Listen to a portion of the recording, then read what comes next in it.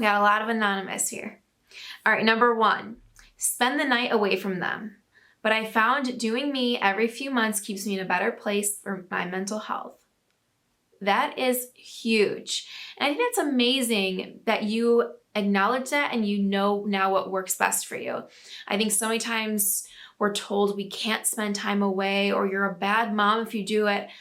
But in reality, look how much better you are because you're doing that. Like, that's amazing. And just think of like if more moms allow themselves that time, how much better they could feel. Just enjoy that time by themselves. Number 2, Amy Meadows. Lots of things. I didn't know anything about parenting and I didn't have a right for judging parents for the choices they made.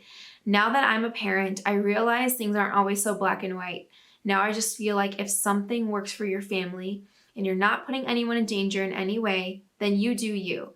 Specific examples would be stuff like a leash backpack, tablets, and breastfeeding past a year.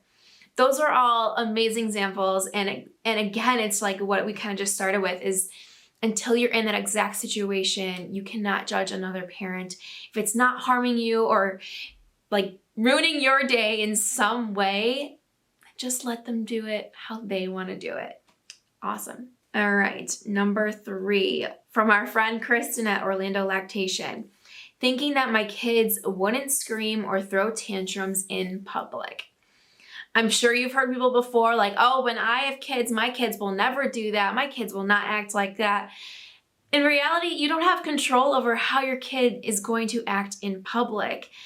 And a tantrum is a kid thing. Kids have tantrums and it's totally normal. All right, number 4, anonymous. Giving my kids extra screen time so that I would have more time to get things done around the house. I think there's a lot of parents that would say before they were parents, they said, oh, they're never gonna have screen time, but maybe you just needed that extra time. And that allowed you that time to get stuff done. And they were comfortable, they were in a spot, they weren't hurting anyone or themselves. All good. Number 6, I said no iPads at the table. Ha ha ha, eating in peace. Yes, please. Again, it's what works best for your family. If this is what it takes to eat in peace for your family, then I think you should do it. That's awesome. Number 6, anonymous.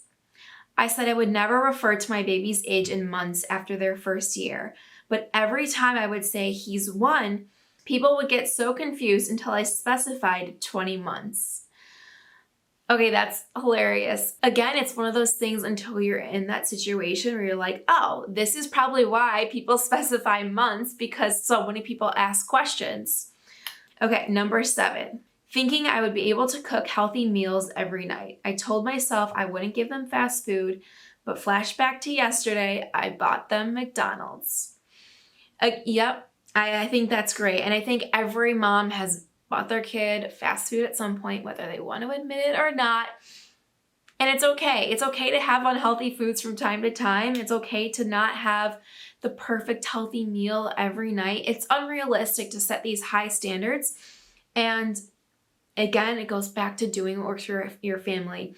We really wanted to ask this question to show you guys, like, everyone has those moments where they're like, huh, I said I would never do this, but here I am because this is what works. So let's do less judging on other people and more focusing on what works for our family and making our family the best you can be.